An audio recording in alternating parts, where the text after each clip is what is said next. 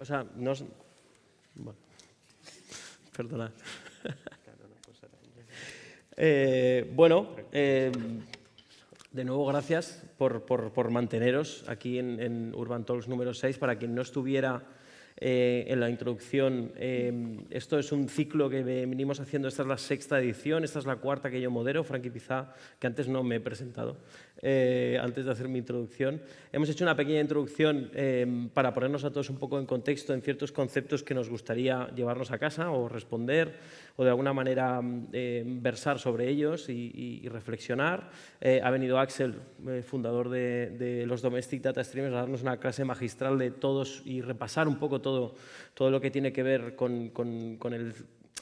desde el ángulo en el que ellos ven no solo el tema de la interacción con los datos, sino también con la inteligencia artificial, que es el tema vehículo de esta edición. Hemos preparado otra mesa redonda ahora hasta las 8, tenemos tiempo de extendernos y que esto se convierta, si hace falta, en un debate colectivo. No he hablado antes con ellos porque no me ha dado tiempo, porque les estaba microfonando, pero ahora os digo que podemos conversar y podemos hacer todo esto lo más improvisado que queráis. No me gustan las cosas muy encorsetadas ni muy guionizadas, o sea que básicamente podemos hablar y de cualquier cosa me podéis interrumpir o nos podemos interrumpir mutuamente, simplemente que lo sepáis. Hemos traído a 3 profesionales que tienen ángulos distintos. Yo no sé si todos se conocen entre ellos, pero ya verán que tienen ángulos muy distintos. Tenemos a Saúl Baeza de DOSWork, alguien muy conocido también en el ámbito del diseño aquí en Barcelona e internacionalmente también. Encantado de tenerte por aquí, Saúl. Y para hablar y versar de este tema tenemos a Chris Checa, miembro de Desert y también miembro de Gutsu, que es una empresa en la que yo también estoy. Es Product Manager allí y también está empezando a experimentar y le interesa muchísimo el tema de la inteligencia artificial. Y a Sebastián Soriano, cofundador de Loki Moves, que también desde un ángulo mucho más pragmático, también experimentando con el tema de la inteligencia artificial. Oye, yo os he presentado tal, pero si vosotros queréis hacer como una presentación vosotros mismos al público de quiénes sois, estáis libres de hacerlo. Si queréis empezar. ¿Empiezo yo? Sí, dale. Hola, ¿qué tal? Antes de nada, Frankie, gracias por invitarme. No soy muy dado a estas cosas, o sea que para mí es todo un mundo nuevo, pero bueno. Como él decía, yo soy Sebastián, cofundador de Loki Moves, junto a mi socio Félix. Y básicamente Loki Moves es una pequeña agencia creativa y estudio de innovación. Al final, nuestras herramientas son, por un lado, la música y por otro es el diseño y la aplicación de nuevas tecnologías o nuevos softwares, todo aquello que de alguna manera nos despierte la curiosidad o nos provoque la sensación de poder innovar de alguna manera, ya sean experiencias digitales o físicas, ¿no? Es más o menos el resumen. Yo soy Cris, no Cristina, ¿no? Ay, yo he dicho Cris, ¿eh? Yo he dicho Cris. Yo he dicho Cris. No, es que lo estoy viendo aquí. No, soy Cris y bueno, tengo un background en ingeniería y diseño y también hago música. A Frankie se le ha olvidado decir que la empresa en la que estamos es de Web3, ¿no? Importante, que también bueno, está como muy ligado con la inteligencia artificial y sí que como artista o así empecé a experimentar con la inteligencia artificial en 2017 o así con una herramienta de música de Google que se llamaba que se llama actualmente Google Magenta. En aquel momento funcionaba muy distinto como es ahora. Lo dejé un poco apartado porque nadie me hacía caso y ahora pues bueno, estoy como volviendo a la inteligencia artificial con la música, pero sobre todo bueno, me interesa también mucho como la parte de visual, porque como siempre he tenido bueno, y textual, porque siempre he tenido como este tipo de carencias y veo que las puedo suplir de alguna manera o ser un poco más autosuficiente. Yo soy Saúl y bueno, por lo que a la inteligencia artificial se refiere está un poco como dividida en 2 ámbitos. Uno es como DashWork, que es un estudio que tengo en Hospitalet, que es un poco, digamos, la base más práctica de la experimentación de lo que hacemos. Y la otra son los equipos de investigación que tengo también a través de una línea de doctorado en Holanda, en Eindhoven, en la Universidad de Tecnología de Eindhoven y en Elisava Research en Barcelona. Y básicamente un poco yo creo que mi posicionamiento respecto a la inteligencia artificial no es tanto quizá la de trabajar con ciertas tecnologías o inteligencias artificiales como quizá las que hemos visto anteriormente como que se han introducido, sino que al final yo también por un tema de recursos, principalmente mi foco está en la vigilancia. Entonces trabajo sobre todo en la etapa donde la inteligencia artificial biométrica, ¿no?, se convierte en una herramienta de vigilancia del cuerpo humano, del ciudadano, y por lo que veis básicamente trabajo con inteligencias artificiales biométricas de forma subversiva. Entonces realmente trabajo con inteligencias artificiales que ya existen, pues como puede ser el Apple Face ID y demás, y lo que intento es como hackear o introducirme en ellas para desarrollar conceptos y entender un poco el contexto en el cual se estructuran. He de decir, decir que me he puesto hoy esta camiseta para hacerle la pelota a Saúl Baeza. Son cámaras de vigilancia. Capitalismo de vigilancia, ¿no? Va un poco por ahí.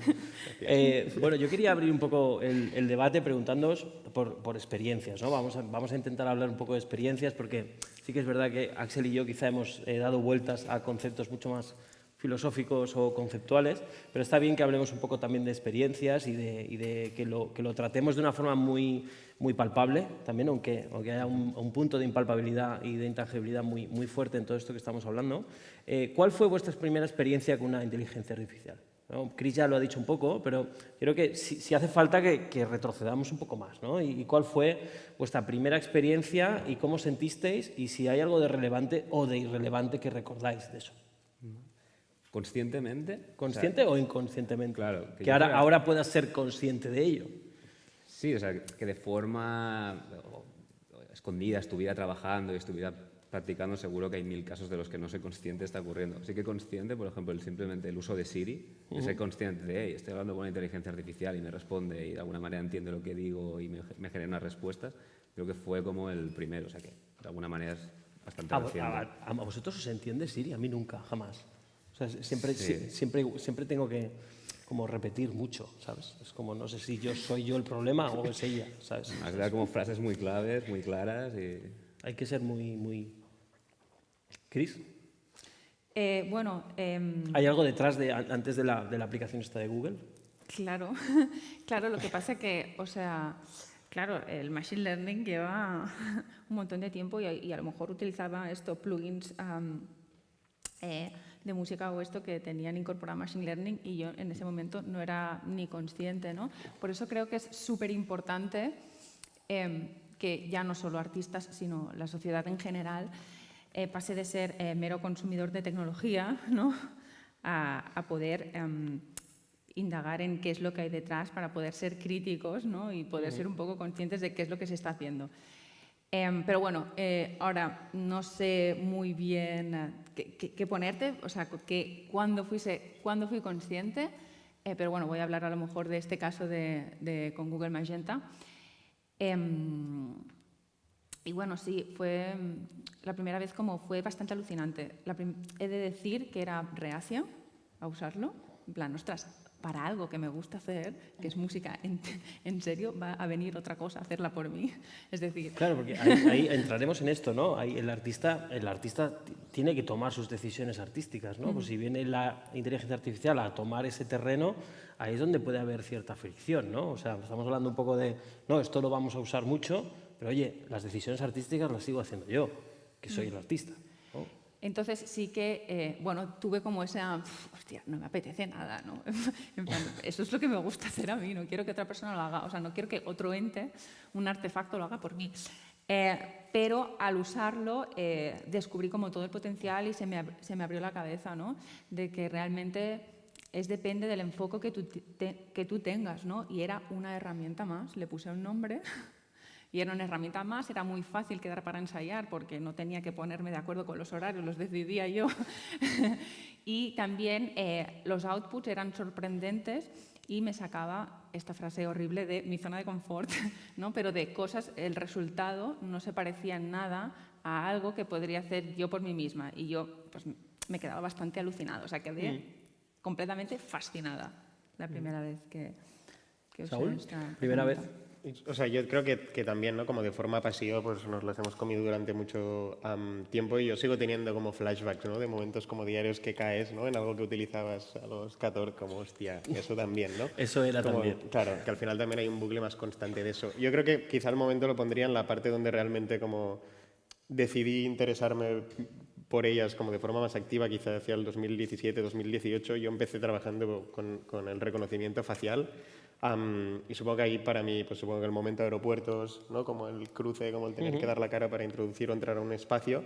Y sobre todo yo creo que algo que me impactó mucho también, yo creo más a nivel antropológico, de cuando entendí el impacto que realmente estaba teniendo y la aceptación era el Apple Face ID. ¿No? Como cuando realmente pues, la gente a tu alrededor empezaba a utilizar anteriormente la huella, que sí que había generado como un impacto y había ya trabajado algunos conceptos, pero supongo que ya al momento del Apple Face ID, el de dar la cara, ¿no? Para acceder a un teléfono móvil, supongo que eso sí que fue uno de los grandes triggers de empezarme a hacer preguntas o por lo menos buscar respuestas más activas o más físicamente prácticas.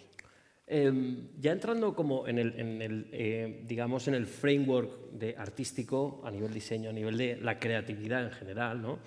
Yo siempre he dicho, o yo tengo la intuición o tengo ese pensamiento siempre en la cabeza de que el arte siempre ha sido ciertamente reacio a la tecnología, ¿no? Siempre ha habido como un poco de verlo como una amenaza, ¿no? Siempre, esto es algo histórico, no sé si decir antropológico, pero sí histórico, una constante, en el que la tecnología siempre significaba algo amenazante para lo pictórico, para lo escultórico, etcétera, etcétera, ¿no? Esto cambia radicalmente cuando Marcel Duchamp dice, a través de su fascinación por los elementos industriales, dice, bueno, yo voy a hacer un ready-made con un urinario, ¿no? o con una bicicleta puesta en un taburete, ¿no? Pero yo me pregunto una cosa, ¿no? Si nosotros queremos incorporar, porque doy por supuesto que todo el mundo, de alguna forma, ya sea reaccionó, va a incorporar esto en su discurso o en sus métodos, de alguna manera, ya sea para cosas mundanas o no mundanas, o cosas más para hacer brotar ciertas cosas, ¿no creéis que normalmente cuando se controla una herramienta es cuando salen los mejores resultados, ¿no? Nosotros tenemos una información súper débil ahora mismo de la inteligencia artificial. Somos auténticos primerizos en la interacción con estas máquinas. ¿Cómo creéis que se van a formular los métodos? Y si tenéis un método vosotros ya para usar estas inteligencias artificiales, sean las que sean, ¿no? ¿Qué es lo que va a pasar, ¿no? Porque nos pilla un poco como primerizos, ¿no? Como seres infantiles ante ellas, ¿no? O sea, llevándolo al terreno de la música, están saliendo aplicaciones de cómo usar ChatGPT como si tuvieras un Ableton en el que tú le puedes escribir prompts y te está dando la música. Y los resultados de momento son bastante desastrosos en general, pero va a poder ayudar. Pero obviamente tú le estás dando un prompt de lo que tú quieres y tú puedes coger esas líneas MIDI o lo que te esté creando y a través de ello volver a crear otra cosa. Y de alguna manera es una conversación constante con ella en el que no te está diciendo que hagas eso, tú puedes coger y luego modificarlo y te puede dar sobre todo una apertura al writer's block, a decir, estoy cogiendo una hoja en blanco y, ostras, ¿qué hago ahora? ¿no? Claro. Lo llevo a mi puesto de trabajo. Simplemente tenía que escribir una nota de prensa. Le di un texto, yo escribí las 4 cosas, pero me faltaba algo de chispa. Pues fui a ChatGPT, le pasé lo que yo había hecho y le dije, oye, ponte en el mood de que eres un PR expert y que necesito una nota de prensa mucho más trabajada. Y me la hizo. Y empezamos a hacer un ping-pong para crear como la nota de prensa perfecta y era un trabajo en común, llevándolo a otras disciplinas. O sea, siempre va a haber, yo puedo hablar con Midjourney y sacar unos prompts, sacar algo, y luego puedo coger esa obra y la puedo destrozar y puedo crear algo sobre lo que me ha creado ella. Entonces, errores van a haber y ese juego constante va a existir. Y cuantas nuevas aplicaciones, nuevas herramientas de AI salgan, siempre habrá un proceso de error que también hay que aprovechar para crear esas disrupciones, ¿no? Claro. El error feliz, ¿no? Que lo llaman, ¿no? Eso que en lo que los artistas muchas veces y muchas revoluciones están basadas en esos errores, ¿no? En cosas que te pillan el azar, ¿no? O sea, la filosofía del azar, ¿no? Que entra muchas veces en muchas disrupciones, ¿no? Entra en juego. Pero ¿hay algún método que tú ya estés siguiendo, Chris, antes de saltarme ya a otra pregunta? ¿O crees que va a haber algún tipo de homogenización de estos métodos al usar la inteligencia artificial? Para simplificar mi pregunta de antes. Bueno, primero de todo has dicho como que a lo mejor se tiene que controlar la herramienta. Yo por una parte no lo creo, porque a mí me gusta como la aproximación como del... Naif. No tengo ni idea de qué está pasando aquí.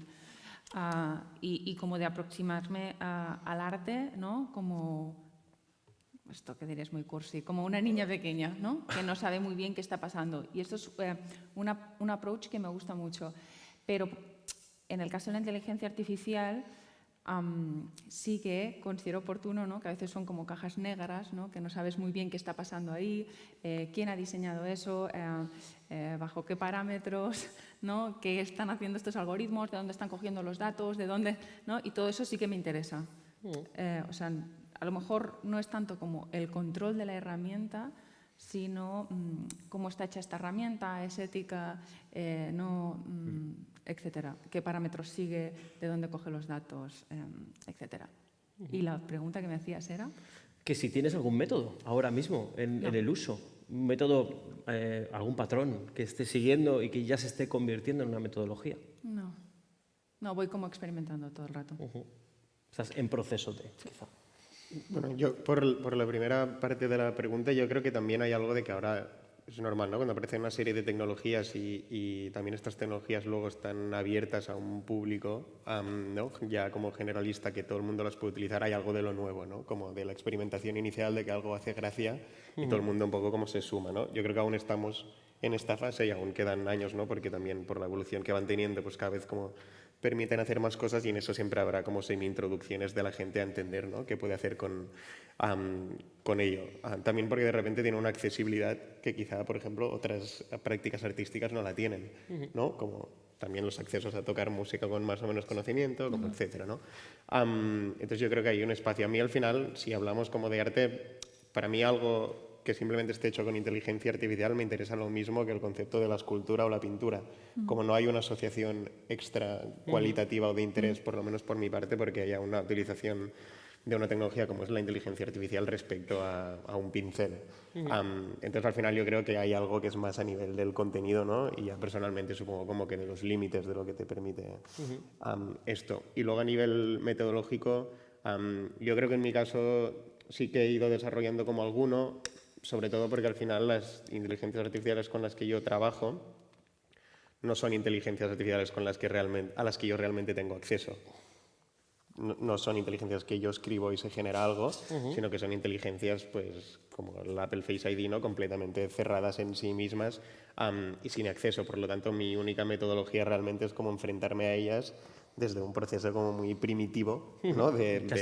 Casi performático, ¿no? Claro, de empezar a entender como cuáles son esos espacios en los que me puedo colar y como qué acción-reacción tiene, ¿no? Y como un poco ir casi yo aprendiendo de cómo esa inteligencia artificial responde conmigo. Por lo tanto, sí que hay ciertos patrones que he ido entendiendo que algunas de estas inteligencias tienen y me voy sumando a ellos. Pero muchas veces son muy primitivos y realmente necesitan de cero conocimiento. No sé, siempre decimos que si digo... Hemos hackeado el Apple Face ID y parece que, ¿no? Te imaginarías un contexto como Supertech y lo hemos hecho con 5 euros de plastilina, ¿no? O sea, como que en realidad el acceso primario a estos espacios son muy básicos, es más como darle vueltas y entender que... Y yo creo que ahí sí que hay algo de metodología que ya tengo más interiorizada. Y quería yo hablar, o sea, lo de la palabra error me ha hecho brotar uno de mis grandes miedos, y tengo dos grandes miedos en cuanto a la inteligencia artificial y el tema del arte contemporáneo o la creatividad.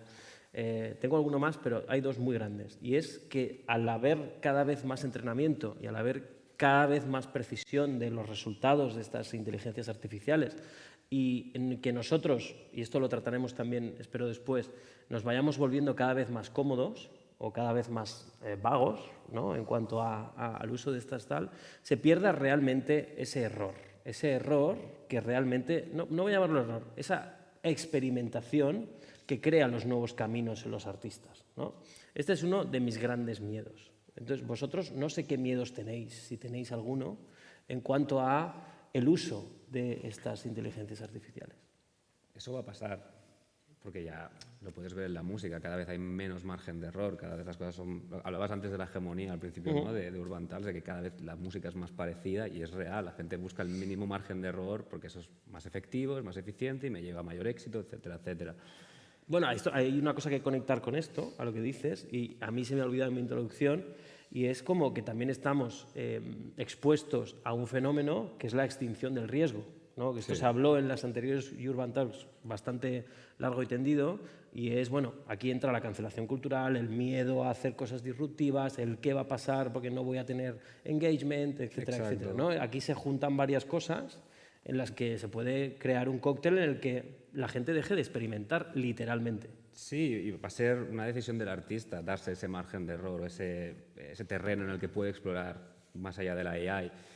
La realidad es que probablemente haya artistas que no quieran tener ese margen de error, que se quieran mover dentro de unos cánones porque es lo que funciona, porque es lo que se necesita y se sientan cómodos ahí. Pero yo creo que siempre va a existir un tipo de artista, en la disciplina que sea, en la que va a querer ir más allá, va a tratar de romper los moldes, decir, bueno, hasta aquí llega la AI, pero... Y ahí hablamos también del factor humano en el arte, pero yo como humano me equivoco y puedo coger eso que me está dando la AI, la AI y transformarlo y darle ese margen de error, porque eso también es lo que nos hace humanos, ¿no? Lo que hace humano el arte, como la cuantización en la música, ¿no? El darle de forma consciente, mover los bombos de sitio precisamente porque le quieres dar un factor más humano, de alguna manera también es como generar un margen de error a propósito.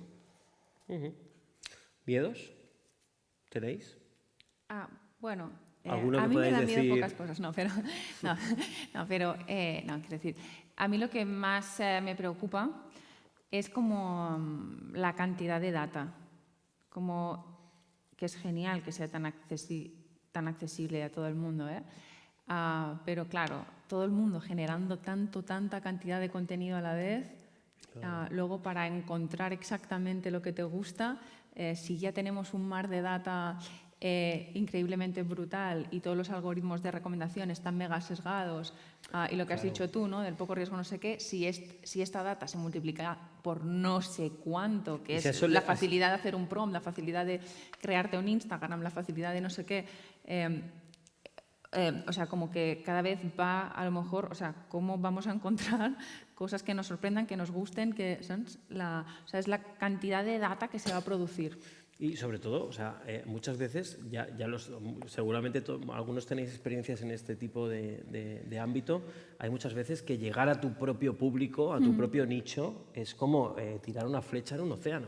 O sea, es como, o un arpón, más bien dicho, ¿no? O sea, es como, o sea, ya la dificultad, esto se suma, además, ¿no? De encontrar tu propio nicho, tu audiencia y que oigan lo que tienes que decir, ¿no? De alguna manera.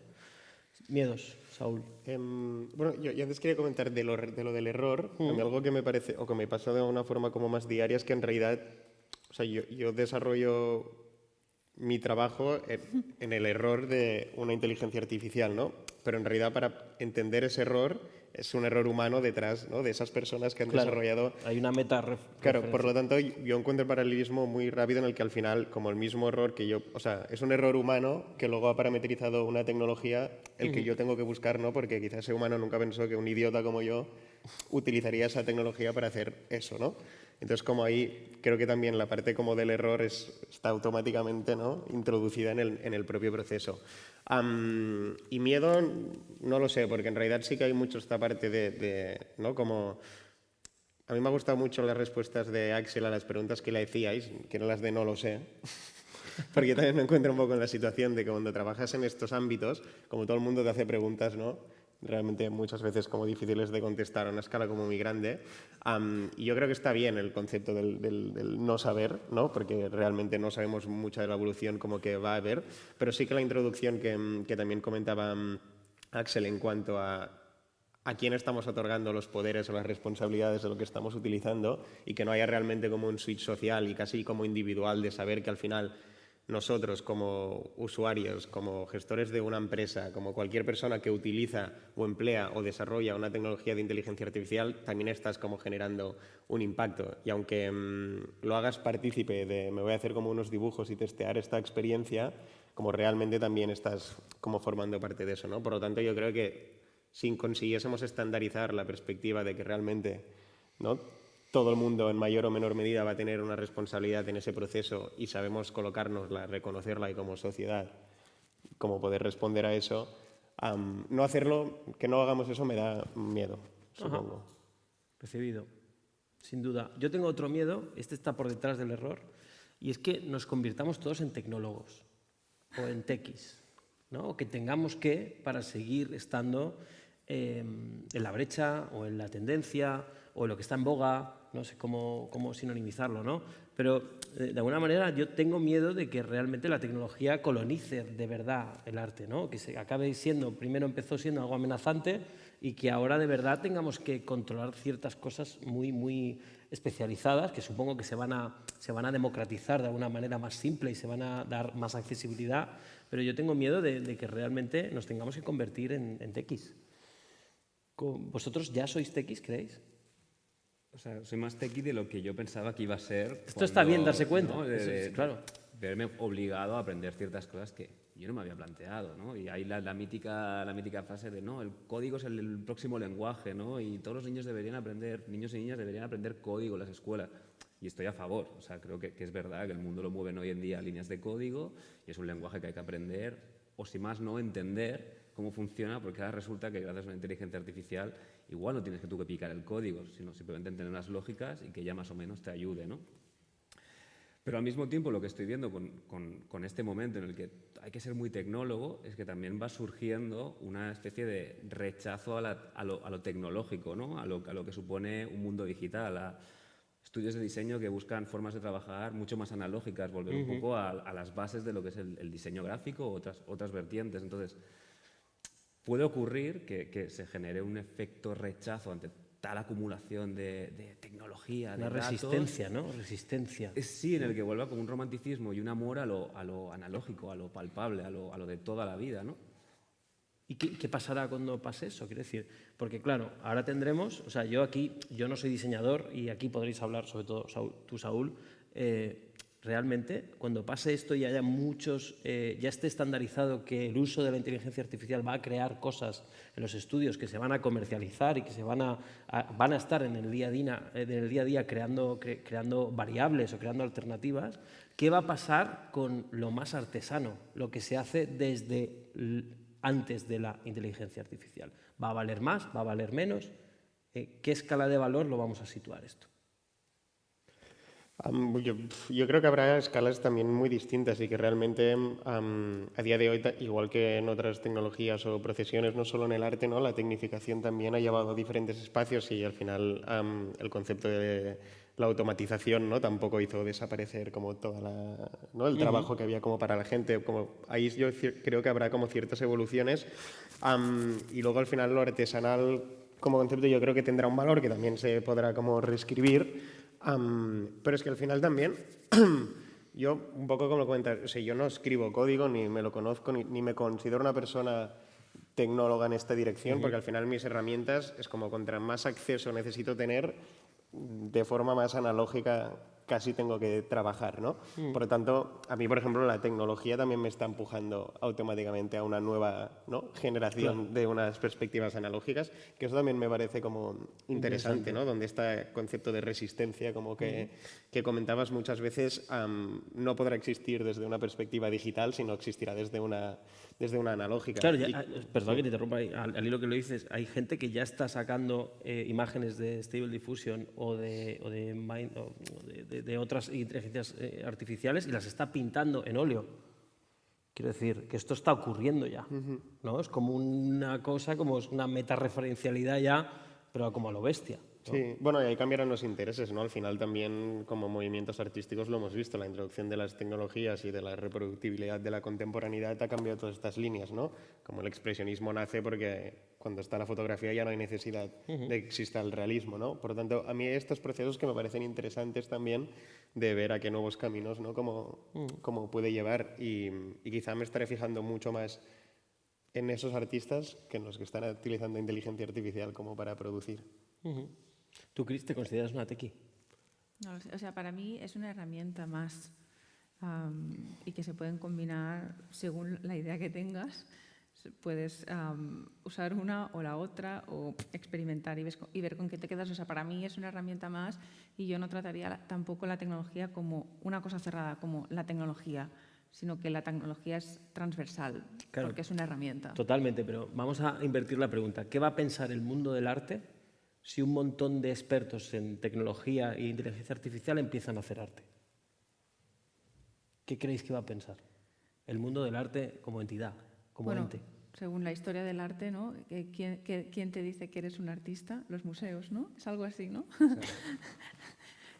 Artistas somos todos, como diría Duchamp. Bueno, no sé, por eso digo, Ya, depende por referenciar más a Duchamp, pero bueno. No, por eso digo depende qué tendencia, porque de qué tendencia te bases en decir esto pues es que para mí, pues claro que es válido, ¿no? Es que para mí son artistas los desarrolladores de algoritmos, no sé. O sea, ¿sabes lo que te quiero decir? Pero yo creo que ya está pasando, ¿no? Como en realidad ahora cuando comentaba de que quizá ya hay una mega ola ahora de todo el mundo utilizando estas tecnologías, también es por un tema como de acceso. Yo creo que al final no va solo como de los tecnólogos que se van a poder meter en el arte, sino que a mí, por ejemplo, en esa parte me parece interesante las inteligencias artificiales, ¿no? Como alguien que quizá no ha tenido un acceso a una educación más o menos artística o no ha considerado, ¿no?, que ha tenido una apertura en este caso, pues de repente con unos recursos como súper básicos y comunes puede introducirse y entender qué espacio hay ahí. Quizá para esas personas es un campo de navegación como increíble, ¿no? Como para mí algo de lo de la democratización de la tecnología a través, ¿por qué no?, también de la utilización de la inteligencia artificial, que me parece interesante. Yo creo que una vez más volverá a qué valor aporta esa persona desde la perspectiva del arte, no tanto desde qué perspectiva lo hace. Exacto. Y con qué intención inicial, sino como el valor del output, ¿no? Como que genera. O con qué herramienta. No sé, por ejemplo, ChatGPT, pues bueno, ahora es como súper accesible, ¿no? Con la interficie esta, pero como hace años con antiguas versiones no lo era tanto. Y bueno, cómo está impactando, ¿no?, la accesibilidad, ¿no?, de esta tecnología, cómo está impactando que desde niños y niñas de 8 años a mi madre y mi padre están alucinando con esto, ¿no? Bueno, y luego buscarle los espacios, ¿no? Como al final es interesante, ¿no? Antes presentaban también Axel de Domestic cómo utilizan estas tecnologías, ¿no? Y de repente pues tienes la versión de que alguien puede estar haciendo gatos, ¿no?, como procesando gatos, o alguien realmente puede estar, ¿no?, procesando imágenes de una persona, ¿no?, con demencia, etcétera, para intentar entender estos procesos. Luego creo que eso también puede ser una perspectiva como desde el arte, y al final el arte también puede tener una perspectiva terapéutica. Como que creo que se van a borrar también como muchas... Sí, es que ¿qué es arte? ¿O qué es, Bueno, ¿qué es artista? ¿Quién es artista? Al final la tecnología de alguna forma se estratifica en quién la usa bien, quién la usa mal, o quién la usa de una manera y quién la usa de otra. Pero sobre todo desde un punto de vista de accesibilidad y a generar a poder hacer arte. Porque una persona que tiene una discapacidad, posiblemente gracias a estas tecnologías se pueda expresar y generar arte. Y coincido mucho también en lo que decías de que un creative developer es un artista y puede utilizar esas tecnologías para crear arte. Ese elitismo a veces desde el mundo del arte de ahí es a donde voy. esto no es... Es ahí donde voy, a la calidad o a la supuesta subjetividad, y los que están más vendidos son los críticos de arte. Porque ¿cómo van a criticar, ¿sabes?, una obra hecha con inteligencia artificial? Es que ¿qué van a hacer los críticos de arte? Los que deciden qué es lo que tiene valor, o qué es con lo que se puede especular, o qué es lo que tiene un lugar en una galería de arte o en otra. ¿Cómo van a reaccionar? Bueno, pero habrá una intención, ¿no? Habrá un impacto Claro, la social, intención es... habrá un impacto político, como que al final yo creo que ahí sí que se puede separar la materia o la técnica como del significado, ¿no? Si volvemos como a Duchamp, exactamente, ¿no? Pues ahí estaba... Claro, la intención está en todo, ¿no?, conceptualmente ahora mismo, pero me pregunto, cuando haya tantísimos proyectos, cuando haya tanta accesibilidad, cuando haya tanto... Pues mirarán los seguidores de Instagram que tengas. ¿Cómo? Claro. Mirarán los seguidores de Instagram ahí que ya tengas. estás muerto. No, para mí, ahora quizá pensando tengo otro miedo, aparte como del de antes, que es que por mucho también que empecemos a utilizar estas tecnologías como herramientas creativas, como herramientas terapéuticas, como herramientas sanadoras, como herramientas de resistencia, al final la gran mayoría de estas tecnologías igual han sido desarrolladas, ¿no?, por una serie de corporaciones, que al final también existe un control de las posibilidades de esta tecnología, ¿no?, que al final yo trabajo explorando las tecnologías de lo máximo que alguien ha decidido cómo poner o proponer, ¿no?, bajo una perspectiva concreta. Pero en realidad yo no estoy definiendo los límites de esa tecnología per se, estoy definiendo los límites de lo que yo puedo hacer con lo que alguien ya ha limitado a que yo pueda utilizar, ¿no? Claro. En realidad ahí para mí hay otro sesgo interesante en ese proceso. Yo ahora recuerdo un proyecto que él era un supervised, que era como no supervisado, del MoMA, justamente, del Museo de Arte Contemporáneo de Nueva York, que era Rafi Canadol, que ahora está como muy en boga también por la Web3 y por los NFTs y tal. Y lo que hizo el tío es como procesar todo el archivo pictórico y fotográfico del MoMA y crear una obra de arte generativa que iba cambiando, pero que era absolutamente horrible. O sea, de verdad. O sea, no tenía ningún tipo de parámetro, de nada que pudieras entender que eso es lo que había pasado, ¿no? O sea, no se entendía la obra con el proceso que había detrás, ¿no? O sea, no había una conexión real. Entonces, yo me pregunto, ¿cómo es posible que eso estuviera, ¿no?, en el MoMA? Eso simplemente estuvo por el hecho de haber hecho ese proceso, pero ese proceso estaba invisible en la obra, ¿no? Era una obra completamente generativa como las que hemos visto miles, ¿no? No sé si conocíais ese proyecto, pero me pareció horroroso, ¿no? Y es como, de estas cosas van a surgir como un artista imbuido en crear procesos a través de la herramienta, pero el resultado, el output, es completamente... Pero esto ya ocurría Sí, igual en total, el pero lo arte, pongo ¿no? de ejemplo como, oye, pero ¿no? Quizá vamos a perder un poco esa conexión con la calidad. Esto me viene a la pregunta, ¿no? ¿Cómo lo veis vosotros? Pienso en el concepto de Muzak en la música, de generar música como de ascensor, y que simplemente tiene una función de relleno, ¿no? Es un poco música de mood, y que ya existe, ¿no? Ya lo vemos en Spotify con las playlists más funcionales, ¿no? Música para estudiar, música tal, cuya función tiene nada, simplemente ser un relleno a nuestra vida. Puedo intuir que la facilidad de poder crear arte a través de la inteligencia artificial lleva a que exista un Muzak del arte, un tipo de arte que realmente ya existe, ¿no? Más o menos. Puedes comprar un cuadro en un Conforama, ponértelo y decir, mira, aquí tengo una obra de arte, ¿no?, por decir algo. Pero va a facilitar mucho el acceso a crear arte por el mero hecho de rellenar espacios en una pared o en una pantalla, donde sea que queramos, ¿sabes? Sin un concepto detrás o sin una intencionalidad de hacer reflexionar o de establecer un proceso y enseñarlo, simplemente por hacer cosas bellas, estetas, y dejarlas ahí. Y de la misma manera pues van a surgir artistas que van a luchar contra ello, ¿no? Yo creo que sí, que obviamente va a haber una carrera, como decíamos antes, de una perspectiva del arte que siempre va a estar asociada a la innovación, ¿no? A cuál es la última actualización de esa inteligencia artificial que me permite hacer algo que no se ha visto antes, ¿no? Y ahí yo creo que pues, un artista como el que comentas y muchos otros pues van a ocupar esos espacios temporalmente, o quizá van a dedicar su carrera a estar como en la cima de esa constante evolución, donde al final el arte funciona con un efecto de sorpresa, ¿no? De una cosa que no has visto antes o que no había ocurrido antes, pero no por un valor intencional ni por un valor estético, ¿no? Y eso al final yo creo que también es parte como de lo que está pasando, y creo que eso a nivel tecnológico, y lo veíamos también antes, ¿no?, en una datificación pues con NFTs, ¿no?, como con 10.000 cosas que van surgiendo, conceptos, pues también se van colocando, ¿no?, en esa escala de, vale, ¿de qué es lo que se está hablando ahora, ¿no? Pues en el arte también van a entrar estas cosas y las vemos unas detrás de las otras, ¿no? Al final, yo creo que todas las herramientas pueden ser válidas, quedará lo que tenga, o por lo menos yo valoraré, que supongo que no se puede generalizar, valoraré lo que tenga una intención y lo que realmente, más allá de la tecnología con la que está hecha, como tenga una relevancia, ¿no? Da igual, y quizás una relevancia solo estética, pero...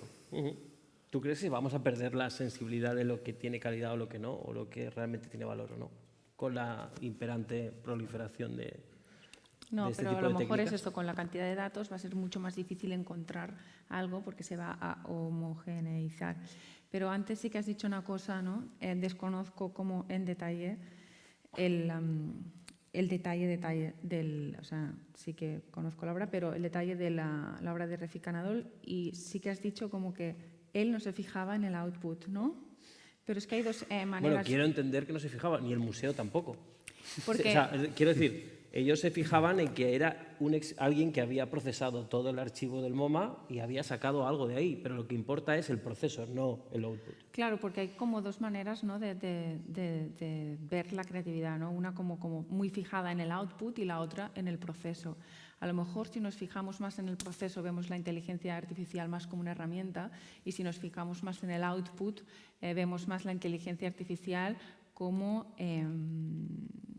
un ente creativo que nos va a suplantar. Entonces tampoco veo mal que alguien se enfoque en el proceso y en la herramienta y no tanto en el output, creo yo. Pero ya te digo que desconozco como los detalles concretos Pues miraoslo, muy porque concretos de esta obra. es aberrante. Perdón. Oye, has dicho algo que también me ha despertado una pregunta, y es que va a haber una carrera, ¿no?, de gente que va a estar más conectada o va a tener más accesibilidad a novedades, a innovaciones. que esto ya está pasando en otros ámbitos, ¿no? La gente que tiene las mejores herramientas, la gente que tiene acceso a cosas que la otra gente no tiene, ¿no? Hay como una estratificación en clases, ¿no? ¿Cómo creéis que va a afectar eso también? ¿Creéis que de repente va a haber como dos polaridades, es decir, los que tienen las mejores mecánicas y los que conservan los métodos más artesanales, ¿no? Va a haber como dos polaridades de artistas, de decir, oye, este tío hace las cosas más guapas porque tiene la inteligencia artificial más potente y este tío es el más resistente, el más anárquico y dice, no, yo sigo con mis óleos del siglo XV, ¿no? Es como va a haber como dos polaridades de artistas, o puede pasar, ¿eh? Yo digo, esto es una hipótesis. Arte desactualizado, ¿no? Sí, ¿no? O Es sea, como, hey, wow. Sí. Está claro que el tener acceso a las mejores herramientas, si es lo que quieres, pues te va a facilitar. Igual es simplemente que te facilita los procesos, te hace la vida más fácil en ciertos momentos, ¿no? Pero bueno, todo es hackeable de alguna manera y yo creo que también se pueden buscar alternativas. Entiendo que eso va a pasar y que igual esas limitaciones, ¿no? El no tener acceso a lo mejor te provoca precisamente lo que buscábamos, esa disrupción, ¿no? Tengo mis limitaciones creativas y con esto he de trabajar. Claro, es que del mundo del arte, por seguir con esto, y ahora me dais vuestra opinión, pero vivimos en un mundo, el arte contemporáneo, lleno de nepotismo, lleno de privilegiados, lleno de gente con dinero, lleno de gente que tiene las mejores oportunidades, ¿no? Y históricamente es uno de los mundos más injustos. Entonces, esto casi que, vale, sí, más accesibilidad, pero hay también esa cuestión de fondo, ¿no? De quién va a tener la más potente, ¿no? ¿Quién va a hacer las cosas más chulas, más guays, ¿no? ¿Cómo lo veis vosotros? Bueno, es que yo me repito, pero es que para mí es una herramienta. O sea, a mí me da igual cuando... O sea, me da igual. ¿Te da igual que se extienda la creo lucha de clases en el mundo No, del arte? no. Vale, Pero ok. Vale. pero es que esto siempre ha existido. Pero, o sea, quiero decir, ahora damos por supuesto que todo el mundo... Hablar, por ejemplo, ahora de la música. Que todo el mundo tiene un ordenador, un laptop, o internet, o el Ableton, o... Todo el mundo es DJ, ¿no? Que había como el miedo ese, ¿no? Yo qué sé, y si intentas está tú, pasando, ¿no? por ejemplo, o si intentas tú, por ejemplo, entrenar tus propios algoritmos, pues necesitas un ordenador más potente. O sea, pero es que esto ya no existe ahora. No todo el mundo tiene un ordenador, no tiene todo el mundo tal. Pero esto para mí no repercute como en el valor o en la calidad, o según mi criterio, ¿no? No sé, por ejemplo, ahora estoy pensando en la música esta, que se hace en los townships de Durban. Ah, el J-Com. Bueno, porque es una se oclusiva. se pronuncia ¿no? Sí, ¿no? es un género de Durban, ¿no? Sí. De las calles de Durban, que es como un house así muy oscuro. Y claro, tú ves el documental de cómo lo hacen y es alucinante. Lo hacen con un ordenador hecho polvo, que no sé ni cómo les va, es que no es ni el Fruity Loop, es yo qué sé qué, y es como meten ahí 4 cosas y les sale una música alucinante. Para mí es la idea que hay detrás, la intencionalidad, o sea, me da igual. ¿Sabes? O sea, sí, está hecho con inteligencia artificial, ¿sabes? O sea, está hecho con una cuchara y un No, porque volvemos a algo como universal. Lo que exprime la verdadera creatividad son las limitaciones y las restricciones que suele haber, ¿no? Por eso cuando caminamos hacia un futuro en el que la perfección se puede alcanzar con este tipo de máquinas y asistentes e inteligencias, a mí me preocupa eso, ¿no? Pero no es tanto, o sea, no es tanto como o sea, no creo que por eso digo que como para mí la importancia es la idea y no la herramienta que estés usando o el acceso a la última tecnología que tengas. Visto desde este punto de vista, o sea, visto desde este punto de vista, ¿no? Todo el mundo ahora podría hacer cosas. El problema no es esto, sino el que te llegue retribución monetaria de esto. O sea, no esto, sino no es, o sea, puedes hacer una música alucinante con un tambor hecho con, ¿me entiendes? No es el problema de qué herramienta utilices, sino, bueno, qué recursos tendrás para poder dedicar mucho tiempo a esto, para después de un trabajo de 10 horas ponerte a ser creativo, o para tener que... O sea, yo lo veo más por ahí, el problema de de la diferencia de clases, más que no pueda ser ultra creativo con 4 cosas. Pues yo creo que hay distintas escalas, ¿no? Una también que a veces cuando... O sea, está claro que en un sistema de clases va a haber accesos a las tecnologías y a unas condiciones de trabajo que, por supuesto, las personas con más recursos podrán utilizar esas herramientas y, ¿por qué no?, habrá muchos de esos procesos que serán mucho más agradables, ¿no?, de hacer o quizá obtendrán en menos tiempo los mismos resultados que otra persona está trabajando. Luego también considero que cuando hablamos de la democratización solemos coger casos de éxito de quizá clases no económicamente muy potentes, ¿no?, y las utilizamos para explicar esta democratización, ¿no?, y lo colocamos cuando en realidad pues, eso puede ser un porcentaje muy pequeño de la accesibilidad real, donde no todo el mundo con pocos recursos puede conseguir hacer lo que quiera.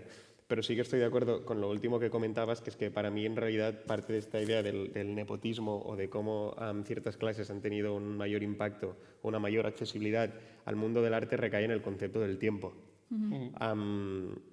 Si no tengo que trabajar, si no tengo que estar ganándome la vida de otra forma, pues tengo mucho más espacio mental y práctico, ¿no?, para estar desarrollando mi práctica artística, para estar experimentando, como etcétera, ¿no? Por lo tanto, ahí hay ciertas conexiones que también se juntan con la intencionalidad de lo que hago. Si dedico 6 años de mi vida a poder experimentar, pues a priori tendré un porcentaje, tendré más números, ¿no?, de conseguir innovar en un contexto del arte que una persona que tiene menos. Por supuesto, una persona que tiene menos puede tener, en un caso de 100, ¿no?, pues suficientes cualidades, ¿no?, de sensaciones, de realmente impacto y de talento como para con muy poco conseguirlo se puede dar un momento eureka. Pero si lo colocamos en un Excel, pues realmente, obviamente, el acceso al tiempo, ¿no?, el que se puede permitir la gente dedicar al arte o no, y eso yo creo que sí que va a ser exactamente igual, ¿sabes? Como que de alguna forma va a seguir como... Va a ser una constante, sí. Correcto. Sí, sí.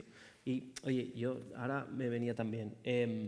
Sabéis que ahora estamos entrando en una etapa de asimilación del feísmo, ¿no? Dice mucha gente, que hay estéticas feas que se están asimilando con valor dentro del mundo del arte, ¿no?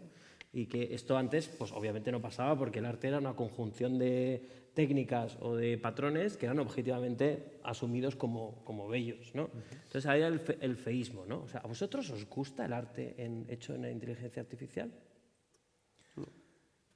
Pregunta directa, ¿eh? No. ¿Os gusta? No, Lo que he ¿verdad? visto, pocas cosas me han generado. He visto ejercicios muy buenos utilizando inteligencia artificial, pero si yo veo algo sacado rápidamente de Midjourney, no. Y hablamos un poco de esa homogeneización, es que todo parece igual. También porque no aporta ningún valor a lo que estamos viendo constantemente, ¿no? Estamos tan acostumbrados a ver tanto en pantallas, etcétera, que tampoco nos asombra, ¿no? ¿Hay algo asombroso? ¿A alguien le gusta el arte en inteligencia artificial que haya visto? Yo sí. ¿Os gusta? ¿Sí?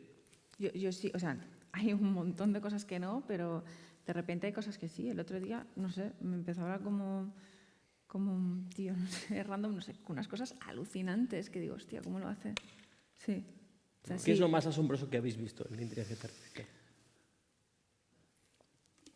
Bueno, a mí el En proyecto... el ángulo de la creatividad o el arte. A mí el etcétera. proyecto que me gusta mucho es el de Holly Plus. Sí. De Holly como, Herman. sí, o sea, como que está como súper bien cerrado, ¿no? Poner a disposición, ¿no?, de la gente su deepfake para que no puedan, pues esto, democratización de la creatividad también un poco, ¿no? Jugar con esto, porque te puedes grabar un audio, meterlo por aquí, ver qué pasa, experimentar. Y bueno, y como todo esto que tiene montado luego... Es parecido ¿no? a lo de Grimes, ¿no? Bueno, ella tiene una DAO, ella tiene una DAO con sus amigos, entonces sus amigos, colaboradores, etcétera. Y entonces, si tú has hecho una obra utilizando Holly Plus, puedes venderla a través de un marketplace de Zora y la con DAO... el que ella tiene un partner. Sí, y la DAO decide, que además es una DAO, o sea, podría ser ella, pero ha escogido que sea una DAO y que sea como un ejercicio colectivo, si pues vendes la obra o no vendes la obra. O sea, la gobernanza de quién puede vender o qué puede vender está en la DAO, digamos, ¿no? Es una organización descentralizada autónoma de la que hablamos bastante en la anterior edición de Urban Talks. ¿Qué es lo más asombroso que Sí, habéis no, visto? pero yo creo que aquí la gracia un poco es que el impacto una vez más, o lo que por ejemplo os puede interesar de esto, no es tanto la obra en sí, sino el sistema o lo que significa que esto pueda ser utilizado de esta forma, ¿no? Yo creo que la gran mayoría del arte generado por inteligencia artificial, lo que nos puede interesar un poco más va en estos ámbitos, ¿no? Donde realmente está buscando como ciertos límites de no solo lo que significa como arte, sino que lo que significa como arte respecto a una burocracia, como arte respecto a un negocio, como arte respecto a un sistema, ¿no?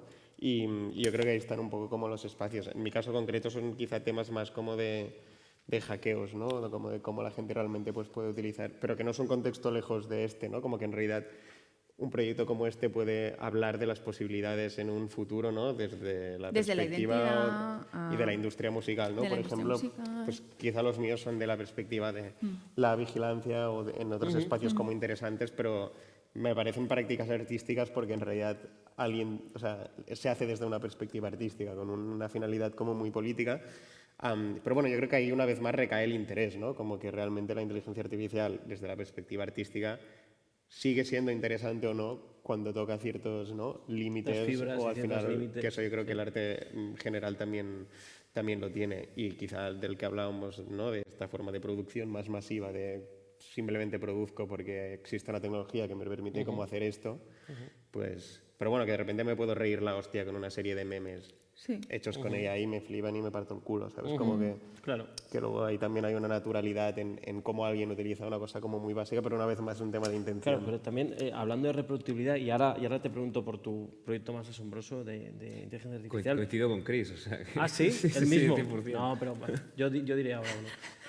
Pero el tema de reproductibilidad, ¿no? Porque en Occidente el concepto original ha imperado siempre, ¿no? Pero, por ejemplo, en Oriente entienden la copia como algo súper extendido, lo entienden como algo súper asimilado. De hecho, una obra nunca acaba, es un proceso que se va alternando en generaciones, se va extendiendo, ¿no? Pero yo me pregunto, cuando estos tipos de inteligencias artificiales no nos dejen o sea muy difícil discernir qué es real y qué no es real, qué es una copia, qué es un original, qué es lo que ocurrirá también, ¿no? Ese concepto original se va a alterar, se va a invertir, ¿qué es lo que va a pasar, ¿no? Con eso? Porque eso también, no es que me preocupe, pero es interesante pensar en ello, ¿no? Oye, nosotros sabemos que hemos hecho algo, tenemos una etiqueta original, lo podemos NFTizar, lo podemos autentificar de alguna manera, pero cuando haya esa potencia de tal y ninguno de nosotros tenga tiempo de discernir qué es real y qué no es real, ¿qué ocurrirá también? Gran base de la obra de Harry Herdon con Holy Plus hablaba de cuando una obra se reproduce muchas veces, no se copia, la obra original acaba teniendo más valor por el simple hecho de que a través de la copia estás diciendo, oye, la obra original tiene mucho valor. Claro. Y- A base de ser muy copiada, ¿no? Claro, cuanto más copiada eres, más estás confirmando que la autoría original o la obra primera es una maravilla y es alguien a que tener en cuenta, ¿no? Y esto, poniendo en caso de la música, que lo que hablamos del tema de Drake, de que puedas generar una voz de un artista famoso y crear tu canción personalizada sobre tu artista, esto va a traer. Ahora está saliendo mucho, ¿no? Cantando canciones de Kanye West por Biggie. Biggie está cantando canciones del otro rapero. Está aquí. Comentábamos, había un artículo en Vice de que hay un grupo en Discord con muchísimos usuarios no parando de hacer canciones con AI generativas de artistas famosos. Y ahora han sacado un disco entero de Travis Scott hecho con AI, que obviamente ha durado, no sé, un día, como mucho, en Internet. Claro, hablamos vamos a tener que empezar a pensar, y pongo el caso de la música porque me toca de cerca y me resulta cómodo, pero cosas como el timbre de voz tendrá que registrarse un artista, ¿no? El delivery, ¿no? De cómo canta, todo ese tipo de factores van a tener que tener una autoría, porque es probable que en unos años tengamos un generador pongo un ejemplo, un generador de canciones de Drake. Y tú puedas tener canciones de Drake hechas a tu medida, con tus experiencias, que encima los algoritmos son capaces de detectar 1000 factores, y esto es un ejercicio de especulación masiva, pero que son capaces de detectar el contexto en el que estás y te van generando canciones de Drake porque es tu artista favorito. Y el artista va a tener que cobrar por royalties por eso. Y yo creo que vamos a llegar a ese momento. Mira, eso también me preocupa, que, que se utilice de manera tan poco creativa, ¿no? En plan, ahora me voy a hacer mis canciones de los Beatles, pues Sí, no sí, sé. sí. ¿Sabes? Como que molaría como experimentar al máximo, desde mi punto de vista. No sé cuál era la pregunta que has hecho. Que si se va a alterar el concepto de original que tenemos. No, Al haber tantas realidad, pero es que ¿qué variables. es la realidad? ¿Eh? ¿Qué es la realidad? No sé si queremos entrar en este A mí, en mi caso, por ejemplo, no me preocupa mucho, porque al final, como hay poderes económicos tan fuertes detrás de la industria del arte y la música, que no te preocupes. que ellos ya se Correcto, encargarán ya de buscarán decir, las ¿no? formas de entender cómo pueden comercializar y generar un valor económico asociado. Y ideas no les voy a dar. Pero como que en realidad al final es un sistema que, como siempre, buscará la fórmula. Es decir, el mercado no va a desaparecer y la especulación artística, musical, etcétera, y las formas de realmente conseguir un intercambio económico respecto a eso, que al final, y los miedos muchas veces que seguimos colocando en el artista, son miedos que en realidad, o sea, es la discográfica que hay detrás, la que ha hecho que el disco de Drake no dure, ¿no? O sea, como que al final hay mil poderes más que son los que están detrás de intentar detectar qué es lo que no puede pasar. Y a mí un poco este concepto del aburrimiento infinito, como de que copien y que copie todo el mundo y a ver qué pasa, ¿no? Como que quizá ahí Sí, también sale hay- algo y tiene una perspectiva artística como interesante. Sí, te doy la razón. Lo que pasa que me preocupa como toda la data que se genere y poder encontrar qué es lo realmente interesante. Claro, ¿hay Porque, ecologismo de datos? Gente que se preocupe de, oye, estamos inundando Sí. esto, pero a lo bestia, ¿sabes? Pero no me... o sea, sí, ecologismo, sí. Pero, ¿qué estás diciendo? Tú te refieres a no encontrar lo que a ti te interesa. Sí. A perderte en un mar de datos. ¿vale? Sí, a perderme en un mar de datos de versiones de Drake que no me interesan. O sea, no es que no esté a favor de... No sé, mira, el proyecto justamente que más me interesa es el deepfake de Holly Holly. Herndon, pero porque se puede utilizar de manera creativa, Claro. ¿sabes? Pero el uso, ¿qué es creativo y qué no? Bueno, pero quiero decir, como voy a reproducir, ¿no? Sí que puede tener, depende del contexto, para mí un valor, pero me preocupa como que todo el mundo, ostras, voy a hacer no sé cuántos discos de los Beatles, voy a hacer no sé cuántos discos de tal, y perderme en un mar de datos de cosas que no me interesen y me cueste mucho encontrar lo que... La cuestión es que al final para ellos es un negocio, igual que Napster supuso una amenaza y al final era, bueno, si no puedes contra ellos, únete y creas Spotify, buscas una manera. Ahora mismo, el contexto de la música se encuentra en un momento en el que va a ser muy fácil crear una canción de tu artista favorito a tu manera y disfrutarla de forma Está independiente. bien. Sí, sí, es que no te digo que no esté mal, está bien. Y me encanta el concepto de Holly, de pongo esta herramienta y mi voz a disposición de los artistas y luego ya repartimos los beneficios si los hay. Me parece una visión maravillosa de cómo crear y de colaborar de forma masiva con un montón de artistas. Pero la realidad es que va a haber un uso de la AI con unos fines más lucrativos y si se puede crear, pues eso, me ponía el ejemplo del Drake Generator, ¿no? Y eso da muchísimo dinero, tú tranquila que lo van a hacer. Lo van a hacer. Siempre, y Drake estará siempre, contento. siempre existirá o el poder fáctico que diga esto, o el crítico, o la rareza, ¿no? Que se genere de una forma espontánea, ¿no? La rareza, la cosa que, ostras, ¿no? Esto tiene una tara, esto tiene, ¿no? Ese error siempre como que va como a resurgir de alguna manera. Y esa repetición constante, esa sensación de que todo es igual, va a hacer que los artistas, por naturaleza, digan, bueno, tiene que haber algo más allá. O sea, ¿puedo utilizar estas herramientas para crear algo nuevo que no suene a todo esto, que hace music constante de música? Aquí está la pregunta de fondo. Antes de nada, quería decir, mi proyecto, el que más me ha asombrado a mí, es uno de Trevor Plagen, o Plagen, no sé cómo se pronuncia su apellido, que es un documental, se llama Behold These Glorious Times o algo así, y es 1 hora de imágenes que le pasan a una inteligencia artificial. Él te pone en el POV, ¿no? En el point of view de una inteligencia artificial, qué es lo que le está pasando, te sientes como una de ellas.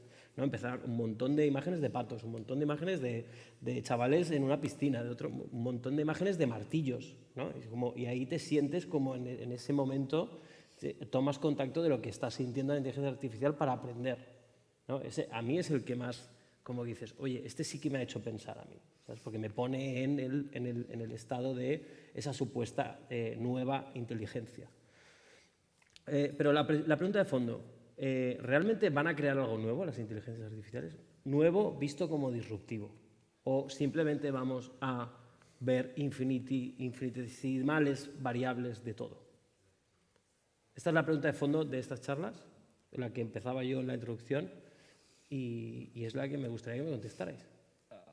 Desde mi punto de vista, que posiblemente es el menos técnico de los que estamos aquí, si de momento las inteligencias artificiales crean en base a datos que ya están creados, estamos ahí alimentando de información, nunca va a poder llegar a ser algo nuevo, siempre va a tener o va a ser familiar con algo, ¿no? Es como, puede crear una melodía, pero esa melodía al final está basada en la información que tiene previa. Si eso puede cambiar en el futuro, hablamos de estas super AIs que pueden llegar, bueno, igual sí que nos vemos en la situación de que son capaces de crear algo nuevo, pero por ahora y con mi nivel de conocimiento, creo que al final siempre van a de alguna manera reproducir algo que ya existe de una forma diferente, Claro, buscar alternativas. ¿van a ser rebeldes? ¿Van a atentar el statu quo? Bueno, esto, ¿no? Claro, es como, ¿no? ¿Cómo van a ser? ¿No? ¿Van a ser punkis o qué? Es que esto es la persona que hay detrás. Sí. La persona que hay detrás es punky, la persona que hay Si el detrás quiere programador retar entrena con el cierto status sesgo, quo. con cierto tal, Exacto. claro. Pero No el ¿cómo- programador o el artista cómo usa eso. Yo ¿Cómo creo que es llegamos- más eso más que si el algoritmo es punky. O sea, yo creo que, o sea, que quiero decir que a lo mejor es como el artista que hay detrás y por eso también es muy importante como la colaboración entre tecnólogos y artistas para llegar como a espacios inexplorados. ¿Tú qué crees? ¿Llegaremos a la disrupción con estas máquinas o no? Y yo creo que, o sea, no en una evolución per se de estas máquinas, pero sí en cómo la gente de formas subversivas puede utilizar estas tecnologías, pueden generar disrupciones y creo que ya las están como generando. Como a mí estos espacios son un poco también como los que me interesan, ¿no? Una de las razones, por ejemplo, por las que yo no trabajo generando mis propias inteligencias artificiales y trabajo con las existentes, por un lado es porque hay millones de euros, ¿no?, detrás de estas tecnologías ya como superpotentes y desarrolladas, que están desarrolladas principalmente para hacer ciertas acciones o para apoderarse de ciertos estratos sociales, económicos, etc.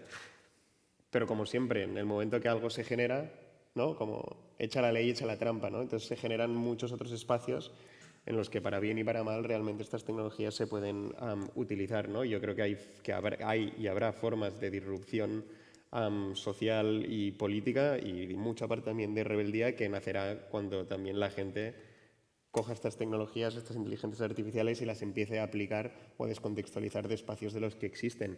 Y yo, por ejemplo, he conseguido hacer con tecnologías de inteligencia artificial y sobre todo he conseguido trabajar con vallas que tenían inteligencias artificiales para revertir procesos y realmente conseguir disrupciones, ¿no? Nosotros, por ejemplo, utilizando una cosa que tiene el reconocimiento facial, que es el reconocimiento automático de género, ¿no?, que por las facciones de una persona y por el color de pelo, etcétera, y demás maquillaje puede decir de qué género, ¿no?, considera que es esa persona. Pues una cosa tan chunga como esta, nosotros hackeando el Apple Face ID a través de unas prótesis faciales, hemos trabajado haciendo workshops y generando prótesis para personas, por ejemplo, transexuales, que han conseguido cambiar su posicionamiento de género a nivel digital de forma 3 horas después de empezar un workshop, cuando un cambio de género en España, ¿sabes?, a nivel oficial y burocrático puede tardar como 15 años y han conseguido recambiar un posicionamiento. Entonces, me parece como que existen también como estos espacios y que hay oportunidades y que al final es lo que decimos, que para mí es mirar a la inteligencia artificial pensando que hay una persona detrás que ha hecho esto y que esa persona, igual que fallas tú, ha podido como fallar y que hay muchos otros espacios de posibilidades que existen, ¿no? Igual que quizá mi miedo era el de no juzgar a las personas que hay detrás y realmente entender qué posicionamiento tienen y por qué lo hacen y que realmente se responsabilicen como de ello, creo que también está en el espacio de no solo conseguir utilizar las tecnologías para sacar un rendimiento como de ellas, sino ver también cómo la inteligencia artificial puede ocupar otros espacios y puede ayudarnos a hacer bien cosas que actualmente estamos haciendo mal. Aunque no hayan nacido para eso, o quien las ha generado nunca tuviese eso en mente. No sé si queréis decir algo de cierre, porque voy a dar turno a ver si alguien quiere preguntar algo. ¿Algún tipo de conclusión, algo relevante que se os haya olvidado, cualquier cosa? Cris, Sebas. Sí, o sea, simplemente decir que entendamos la inteligencia artificial como una nueva herramienta. Si lo llevamos al mundo del arte, de la creatividad, es un nuevo pincel. Una nueva herramienta que nos da unas posibilidades nuevas, que sí que es verdad que hay asociadas unas problemáticas y lo que decía Saúl tiene mucha razón. O sea, qué personas hay detrás creando esas herramientas con las que vamos a trabajar a partir de ahora. Pero creo que hay margen para explotarlas y para, desde un punto de vista creativo, ver qué se puede hacer con ellas, hackearlas, ¿no?, sacar cosas nuevas de ellas. O sea, que tengamos como la vista puesta en todo este cambio que está habiendo ahora, porque es un cambio que es verdad y viene fuerte, pero también seamos positivos sobre su uso y tratemos de buscar esa doble tuerca, sobre todo en el sector creativo y en el arte, para aprovecharlas al máximo, para crear una nueva forma de trabajar. ¿Alguna conclusión? Venga, Raúl. No. Habla sobre el algoritmo yo que ya nos me he gobierna, tomado ¿no? su última intervención como una conclusión, realmente. ¿Alguien quiere preguntar algo como para cerrar? ¿Alguien que tenga algún... al micro, justo. Ahí.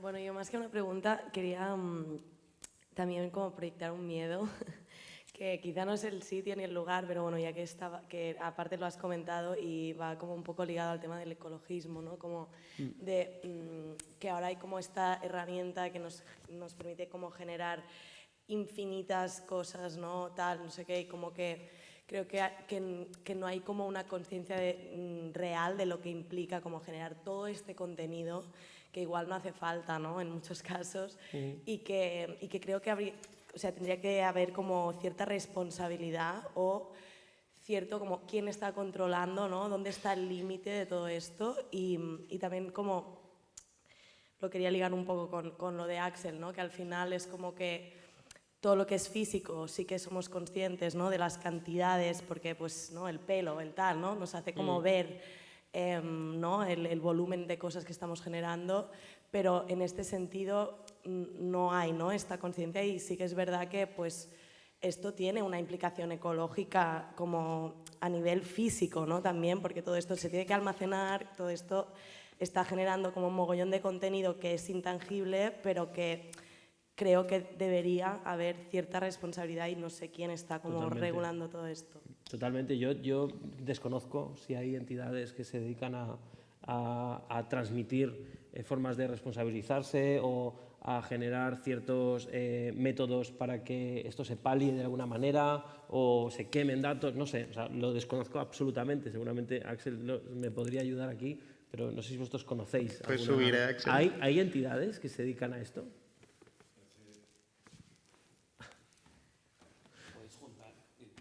Sí, ¿no? Realmente nos podemos juntar.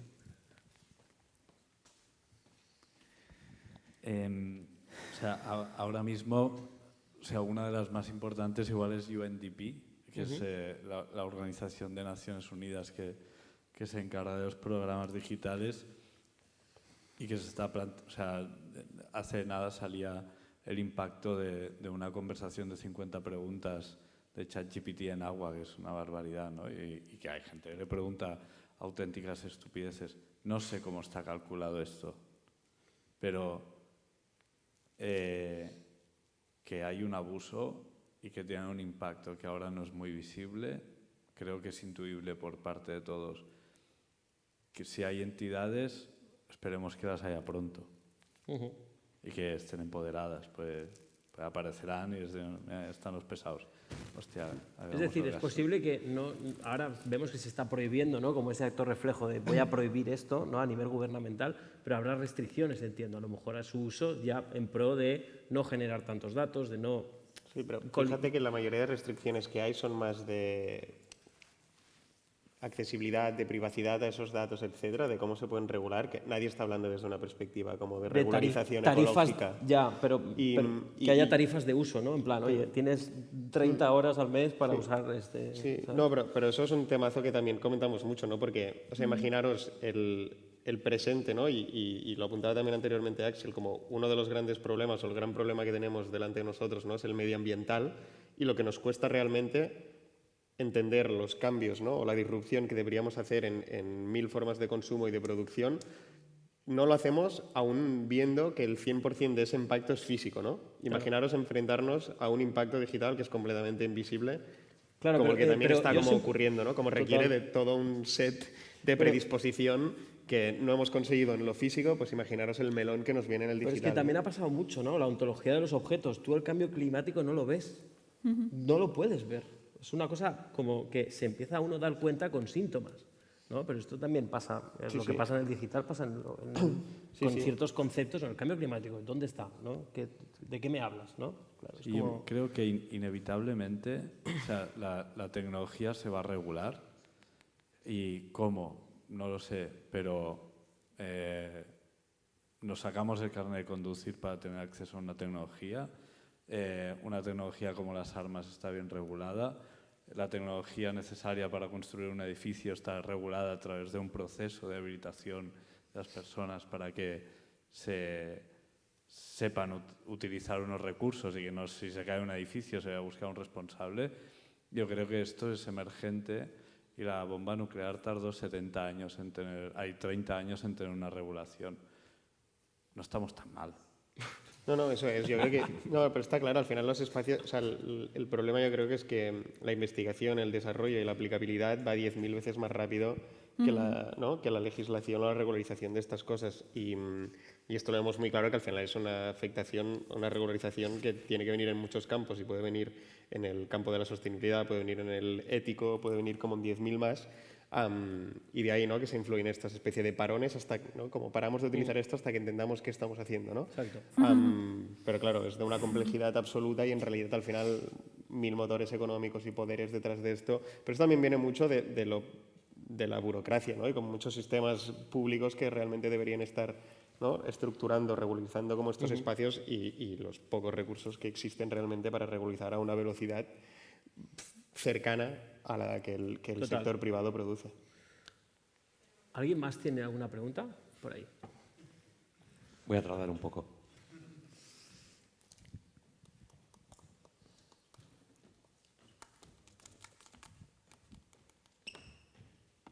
No, era por aquí, ¿eh?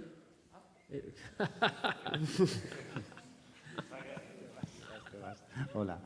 ¿Creéis que el valor del creativo, una vez la inteligencia artificial esté ya implantada, que yo creo que tardará como a lo mejor 10 años o el tiempo que tarde, el valor del creativo como tal será inferior, su valor? Me refiero, por ejemplo, un ejemplo muy clásico sería el fotógrafo.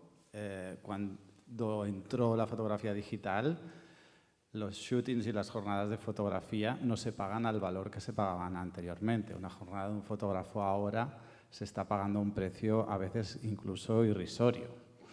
El valor de ese fotógrafo, entró la fotografía digital y fantástica para todos, pero hizo que todo ese sector minvara mucho. En el sector creativo, yo en el arte no lo veo tan claro, ¿no? Porque bueno, el artista genera. Oleg Dow, por ejemplo, genera su fotografía que es como hecha con Photoshop y tal y muy remasterizada, y tú en su página web te puedes bajar la foto y imprimirla. Yo la tengo impresa en casa, al rollo chino, porque yo no puedo pagar el valor de esa fotografía, porque son 100 copias, valen 3.000 euros. Pues en el tema del arte es más fácil. A nivel del creativo, tener tantas herramientas que hacen... Yo cojo esto, ¿no? Y genero algo. ¿Creéis que el valor del creativo será inferior?